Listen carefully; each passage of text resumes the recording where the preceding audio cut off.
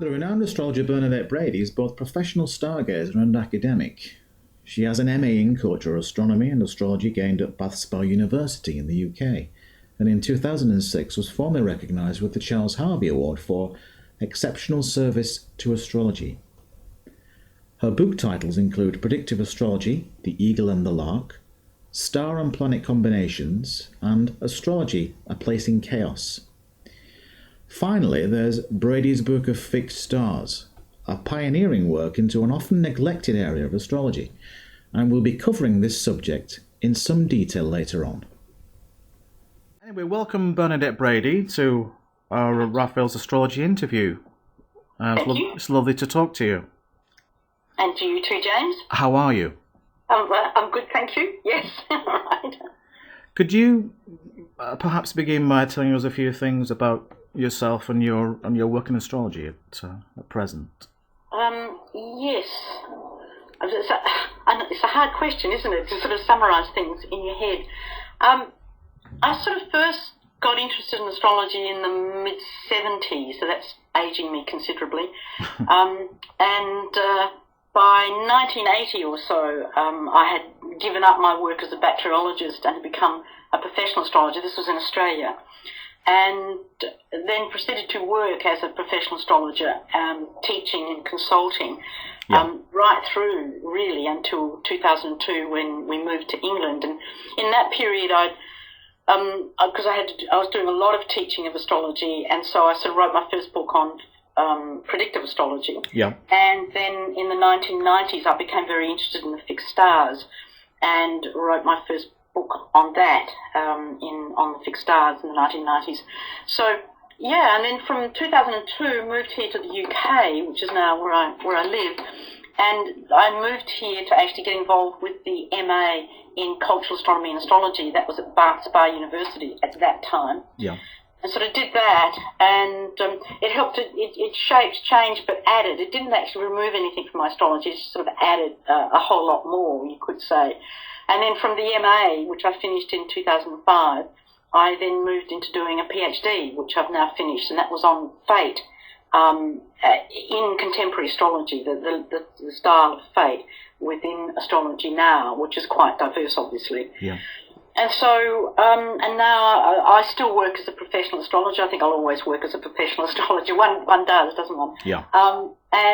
But also I work in the academy at the University of Wales, Trinity St David's, which is now where we actually have got the MA located. So I'm a tutor at that particular MA, which we teach online to students all over the world.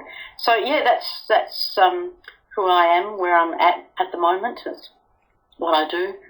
Well, in fact, that nicely brings me on to my next question. I mean, how do you think it works? Yeah. I know you've written on this subject as well. Yes, I have, as you were. Indeed, the reason I used the master's degree, the dissertation, to actually help give me an academic framework for discussing this very question. And there will be different answers, of course, but generally when people ask that question, they usually have two options in their head, and one is that it's it's causal, so therefore a scientific paradigm, and therefore should be able to be proved by statistics, etc., etc. Indeed, that was a thrust in the 70s. And the other is that, well, since it can't be proved by science, I'm being simplistic, I know, I'm not going to get into marginal results of Gauquelins and things like that, but generally it doesn't work through statistics, so therefore it has to be a metaphysical or spiritual based subject, and that's it. It's sort of like a seesaw, an and/or thing. And I'm of the opinion it's neither one of those. Yeah. It's actually something in the middle. And I don't think we need to have the divine to actually have astrology. Astrology doesn't preclude the divine. No. But you can actually have a secular astrology, which I think is important because it frees astrology of certain agendas then. So getting back to what is this middle position, and obviously this is my own personal opinion, so everybody is free to shout me down, and that's absolutely fine. But that middle position is one which is defined by complexity and chaos theory. And in putting it quite simply, what the soft sciences have found and continue to find support for, is that when things, and these things can be inanimate objects or they can be organic things, when they are in a feedback system together, influencing each other in multiple feedback loop, then patterns will spontaneously emerge. So the weather patterns is an example of this. The old butterfly wings on one side of the ocean causing cyclones on the other syndrome. So this is something now which is an immense area of study, which is quite fascinating. But what it means for us in astrology is that it's being found that life moves forward, inorganic and organic, the whole combination. The planet moves forward in emerging patterns, which then take shape and then manifest as events, etc. And these patterns will be in everything at all times. So therefore, if we put that into astrology and we look at the moment and place of birth of someone, so therefore the parameters for a horoscope, if we look at that, what we're actually saying is that that particular moment in that particular place, there was a pattern emerging, and you're part of that emergence. You're part of the expression of that pattern. And that pattern was in the sky in terms of the planets, we can say. It also might have been in the clouds, might have been in the tea leaves of the day, of that moment, in everything. Therefore your life captures that pattern, and as you live your life then contained within that pattern, and indeed that is what I believe is the fate contained in astrology, the fate of your pattern, of your narrative. And that, therefore, if we look within complexity, astrology has to work. If astrology doesn't work, when we take that complexity model, then complexity doesn't work. It's not why does it work, is that it is logical that it must work for that reason. But if we take a slice of a pattern at a moment in time, that should tell us a great deal about how that pattern is going to continue and emerging. And you can test this. This is something that you can take out of the box and play around with, in terms of you can go back and look at the newspapers, the stories, etc., that was happening in your community for around your time of birth. Just simply go and, go into the library, we can do it online now, and look at the stories that were happening in the mundane world at your time of birth. And those stories will be reflective in their own way. They'll be reflective of your life. They will have the same issues and dynamics in it as you yourself find you're dealing with in your own life. They'll be expressed in another language, so to speak, different to what you're doing, but the symbolism will actually be there. And that can be a very interesting process for a person to do, because it gives them another view, another angle to look at in terms of their personal narrative, their story. So yes, to me, that's how astrology works. And the importance of that, from my perspective, is therefore, as I do my astrology, whether it's reading natal charts or doing predictive work, as I do my astrology, that's the philosophy I'm bringing to it all the time, that I'm helping the individual participate in their predictive work, participate in their story. I'm alerting them to their story so they can engage with it more fully and have more choices. And so therefore that influences what I do with my astrology, which would be very different if I was, and I think very few astrologers would fit into this now, but it would be very different if I thought that astrology could be proven statistically, for example, James, because you see, if I thought it could be proven statistically, for example, then I should pursue my techniques in predictive astrology vigorously in order to gain the accuracy to predict what colour socks you're now wearing today. Do you know, sort of down to that level. And I don't think astrology can tell us that, thank heavens, right? But, that's what you should do. Your philosophy changes how you work with your astrology. Yeah. So that makes sense? Yes, it does, and it's very interesting as well. Well, I tell you what, moving on, perhaps to one of your more specialised subjects. I mean, tell us a little bit about the fixed stars, because they're not widely used, I take it. Yeah.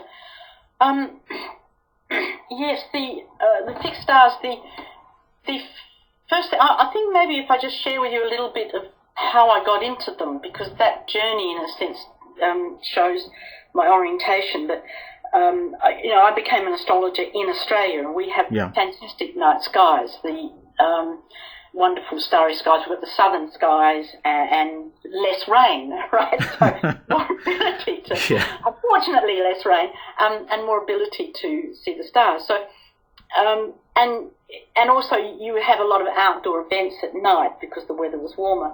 And people would know I was an astrologer, so they'd say things like, "You're an astrologer, what star is that?" pointing at something bright in the heavens. And I used to feel really inadequate as an astrologer that I couldn't tell them what star was that. You know, I had no more knowledge of the starry heavens than they did. And I started to think, well, actually, astro means stars, and astrology is to speak of the stars. And I don't know anything about the stars. I actually do planetology. That's what I do. I'm good with planets, not stars. So I felt quite inadequate, to be honest, and challenged by this constant thing about what star is that. Yeah. So I decided I'd get into fixed stars, I'll get into fixed stars. I bought all the books, get into fixed stars, and I'm reading everything on fixed stars. And to be honest with you, James, I looked and I thought, this is rubbish. Right? Now, not all astrologers will agree with me there, but to me, I thought this is rubbish. There's something fundamentally wrong here. So it just seemed incorrect that certain stars always seem to be that you would die with a knife in your back, gutter somewhere, and your mother doesn't love you. Do you know, sort of really pessimistic and stereotyped and simplistic. Mm. And so I just sort of started researching where these meanings had come from. You'd pick up a book like Robson or whatever, and they'd give you the meaning, but there was no sense of where they got it from. They just sort of announce it like like some form of great dictate just from nowhere. You're supposed to know this. Yeah, that's right. Yeah. And then so I just started researching it, and of course went back to the Hellenistic period. And then found that's when a lot of the techniques got changed. So sort of went back further than that again, and encountered a much richer three-dimensional approach to the sky, which was Egyptian Mesopotamian type of orientation, where there was just a very different engagement, particularly Old Kingdom Egypt. And the Old Kingdom is like 2,500 BC to about 2,100 BC. That's the Old Kingdom period, around that sort of time. And in that period, there's also the pyramid text writings, which I've done a fair bit of writing on, which are very star-orientated. Now, what I realised then is that to them they were living entities, and that they weren't compressing them onto the ecliptic. They were using the whole 360 degrees of the sky. Yeah. And they were working with parans, basically, in that, and all that means, astrologers sort of get scared at that word, but all that means is that if a star is rising anywhere in the east, the whole 180 degrees, the eastern side of the horizon, if a star is rising in the east on any part of the horizon, at the same time as a planet is rising somewhere, on the west, or culminating, or on the lower midheaven, the IC, then that actually, according to this doctrine, locked it in. That was a lock-in. That was a what's called a paran, where the two were married together. And so I started to work with that. And fortunately, I knew Rob, and still do know Rob Hand quite well. And he was down in Australia, and he was visiting. He's staying in my house, and this is sort of like the mid-80s, and so there was no such thing as a laptop. Yeah. So he was travelling without a computer, and so he fell into the house, and he was desperate to get a computer, because computers were great big boxes then, and very precious because you had your computer. So I said, well, okay, you can use my computer. So he was so thankful, and he used it, and then at the end of it, he was with me for about a week or so, and he said, what can I do? I'd love to say thank you in some way, And I said, well, Rob, what you could do is that he was working on fixed star files. I said, you could leave your files on my computer. I said, I promise I won't pass them on, but you could leave me your fixed star files. And he, generous man that he is, he's an incredibly generous man. Yeah. And he just said, yeah, sure. And So that gave me, he was working on Nova then, which was the program before Solar Fire. That gave me the databases that I needed for stars. So I started working with them, and then I sort of gerrymandered a few other bits of software and started to actually work out how to do parans, and then started to work in parans. And when I did that, suddenly I started to get interesting stuff coming out of it. I think that's the best way to put it. But then I realised that the stars themselves, their meanings had been so stereotyped, and so because they'd been cut off from their mathematics, from their correct technique, they'd been cut out of the sky and stuck like blobs on the ecliptic. So they'd been disconnected from their great narratives, their sky narratives. So they'd lost their souls. Yeah. They'd become these derived bunch of keywords, and I thought that was really wrong. So then I went back and just started researching all the sky mythology around a particular constellation. So a constellation could have a very bright star in it. So I thought, right, I'll just look at all the different cultural stories about that bit of the sky, that combination, that bit. And then so just started collecting all of that and started to get an idea that possibly that star was symbolic of all of this mythology, not just these keywords over there, but all of this mythology. And so this is a long answer, but the stars are a long journey. So what I did once I built that up, and I had about 60-odd stars I was working with, so then what I did was I thought, well, I don't know if this is valid or not. So what I did was I read the Encyclopedia Britannica, and I took all the biographies from the Encyclopedia Britannica. This was about 5 years' work, and put them into a database. Because you see, the good thing about stars when you work with parans, James, is you don't need exact birth times. So I could actually just dip in and take a biography from, say, the Encyclopedia Britannica, and that'd always give you the place and date of birth, which was all I needed to actually work with the stars. So I built this massive database slowly, and for every single person I worked out their parans, and then I just sort of quizzed the database, saying that if this star in Paran with a person's sun, I think it's going to mean this sort of mythology. And then I just run it through the database for about 5,000 biographies and just see who it popped up and see if that applied. And it could take me several weeks just to work on one star like that. And in the end, I published that. I published that in 2 books. The first one in the mid-90s was the first run at that work. And then as a result of that work, I was able to refine the techniques further, working with a mathematician here in Bristol called Sarah Ashton, so we could actually get the parans working tighter and in a more focused way. And then that actually produced the second book, which I published in 2008, I think, through Wessex Astrologer, and that's the star and planet combination book. But I'm still working on it, James. Yeah. I'm working now for I'm doing a lot of text for Astrodents at the moment. We're working on a big report. And my partner and myself, Darren, we run conferences just on fixed stars and visual astrology, because it really is the whole sky. And just to finish with this, because I've gone on a bit, because I can. No, that's okay. That's okay. Yeah. The fundamental difference then is that what I'm promoting for fixed stars and astrology is, first of all, I'm trying to return them to astrology, because when I first got into fixed stars, I was told by other professional astrologers to drop the subject, that I would be marginalised in astrology and wouldn't be asked to speak anywhere, because, in other words, that's how marginalised the stars were. Beautiful, beautiful stars were being pushed out by the one group of people who should love them, the astrologers. Yes. That just made me even more determined to go on with things. So the big difference is that I don't see them compressed upon the ecliptic. To me, when I look at a night sky as an astrologer, the whole sky is full of stars. There's not just one bright line, which is ecliptic, with the rest jet black. They're not compressed on the ecliptic.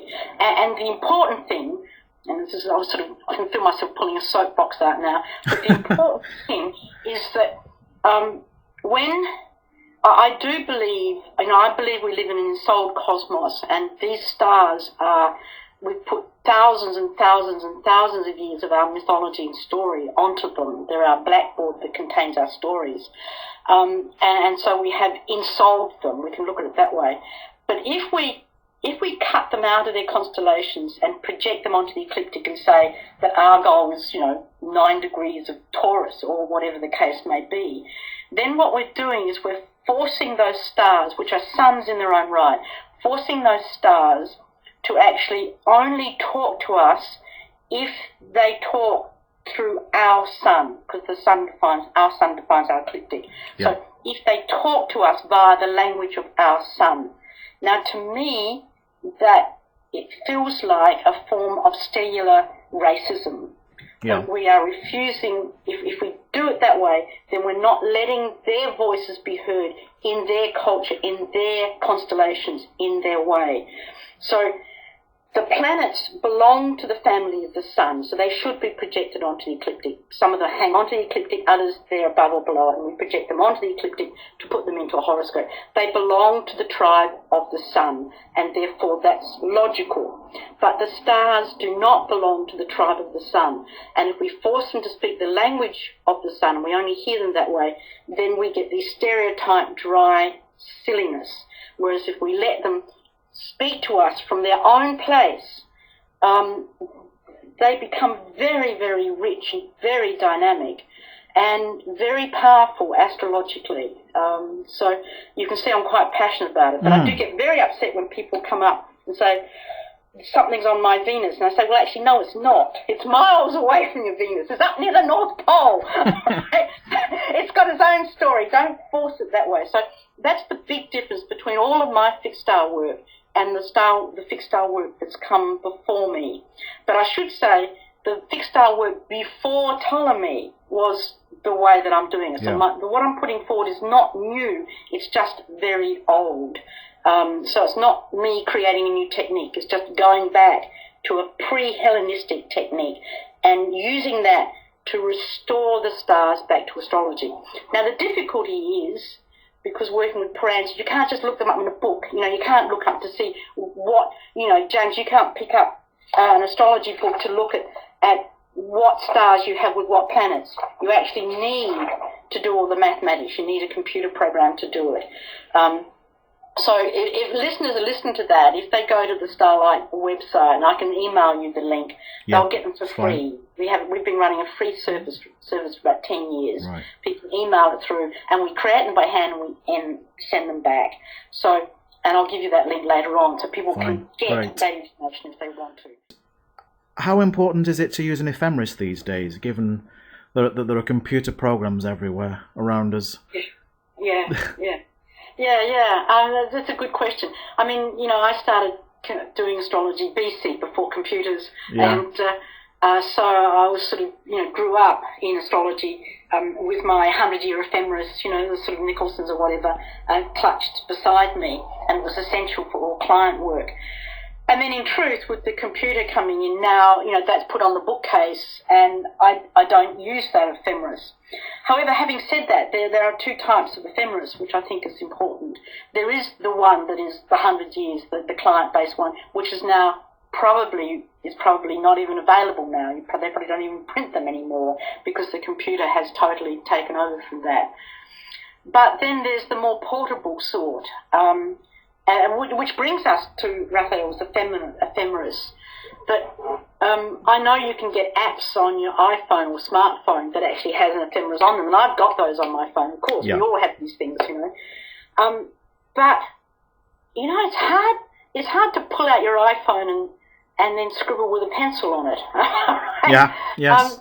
So what I like is the Raphael'S. I usually have one shoved in my handbag somewhere, or briefcase, or somewhere about me, and it tends to get mangled and beaten up over the year and falling apart. But what I like is I'll pull it out, when you're on a train or something, and think, what's going on? Pull it out, and I can scribble a note on it. I can mark it with a pencil. I can mark it. I can write in the margins. I can write on the back. Indeed, a clue, a thing, a request to Raphael. Says blank pages, please. Right, well, I will pass that on, certainly. I will pass that message on. Yeah, because And then, so the actual Raphael's becomes, you can jot down your thoughts and your thinkings about a particular thing. So it becomes like a working notebook and a diary, combination, which you can't do with a smartphone. I mean, I know there's apps for everything, but the reality is there's something about a pencil or a pen and a little booklet you pull out and you scribble a few things on and you underline a few, lines and so on. And so I think there's always a place for that style of ephemeris, and I don't think any level of smartphones, iPhones, computers, etc., will remove that. And I think, see, astrologers were people of the book. We like books. We like reading things, and we like paper. It's one of our features. I don't know if you've noticed that, James. I think if people, and I say it to the students as too, if they get into it, participate in your astrology. If you're going to participate in your astrology, it's participating in the planetary combinations, what's going on. And to participate, you need to every now and again pull out something just to check what's going on or where X is or where Y is, and just be aware of that. And if you're doing that, it is extremely helpful to be able to write a few notes. I mean, I run out, as I said, with the Raphael's, you've only got little margins, you're writing around it, or on the back cover, yeah. It gets full up. So, yeah, a few blank pages would be handy, like really handy. Maybe interspersed called astrologer's notes or notes, interspersed, every few months, right? Could be good. Yes. Okay. Yeah. Well, I will bear that in mind, most certainly. I just wanted to also ask you about, how you feel about the state of astrology at the moment with regard to, we've got all these new planets and centaurs and TNOs, and then you've got the other sort of camp which is more traditionalists who say, well, there's just too much to bother with. I won't bother at all. What do you think of Chiron and Nessus and Pholus? Yes. If we look at a horoscope from the time of Ptolemy and right up to the time of, say, Kepler in the 17th century, basically, the might have gone from square to round or whatever, but basically it's the same. So the same number of objects. And then what we get from Kepler's, we get a few more aspects coming in. And then we get the discovery of the three modern planets. I think of Pluto as a planet. I'll never downgrade it. But, orbiting bodies. Yeah. And so, by and large, up to about the mid-70s, from 1970 right back down to the time of Ptolemy, the real beginning, not that Ptolemy started horoscopic astrology, but he was instrumental in it, you actually get that the horoscope's got about the same amount of stuff on. It's very similar. And then what happens in the mid-70s into the early 80s is there's an explosion of objects. It proliferates, and we get a pouring of objects into a horoscope. Indeed, so now, you can go into Solarify and ask for every object and every aspect and print out the chart, and it sort of becomes this black blob. There's so much on it you can't see. Yeah. And I think it's more interesting to step back and say why. And it shows us, if we look at what was happening in culture at that time, is in the mid-70s what you actually get is the reaction against modernity, and you get the real, after the late 60s, the real movement forward of pluralism in society.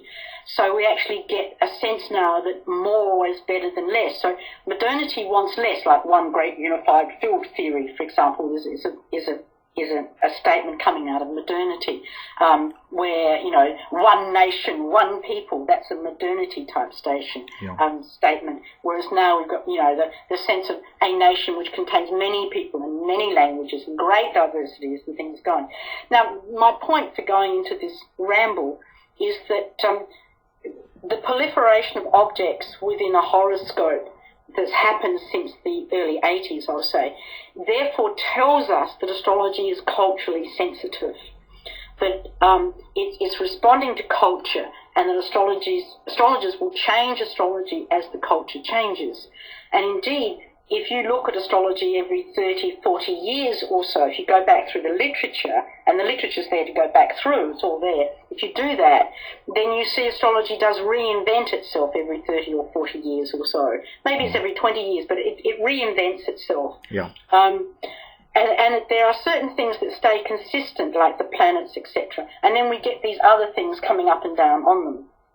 Now, in that regard, the whole proliferation of objects in astrology now, many of them, may simply be a cultural expression which may disappear within 20 years' time. They may not be there. We'll have the planets, but they may not be there. So for that reason, they're culturally imposed things upon astrology. Having said that, right, so that's the first thing we learn from that, which as an academic who studies astrology, I find that very interesting. But having said that, then we can step in and become astrologers again. We can say, yes, but do they have meaning? Well, they have meaning for our culture. I think that's important. As our culture changes, then they may not have meaning. I think Chiron has got stickability to it, whereas I think trans-Neptunians could be a little bit more wafty, shall we say. But regardless of that, I mean, I'm talking as an astrologer that loves fixed stars, so I'm not going to throw stones at other people's houses. But so regardless of that if we actually do take all these other objects, I think we can bring them in because we can actually think they must be culturally sensitive or relative for us at the moment. But the one thing I think that's important is if we bring objects into astrology, then we must bring it in a way that is actually sensitive to the context of astrology, sensitive to the philosophy of astrology, sensitive to who astrology is, what it actually is.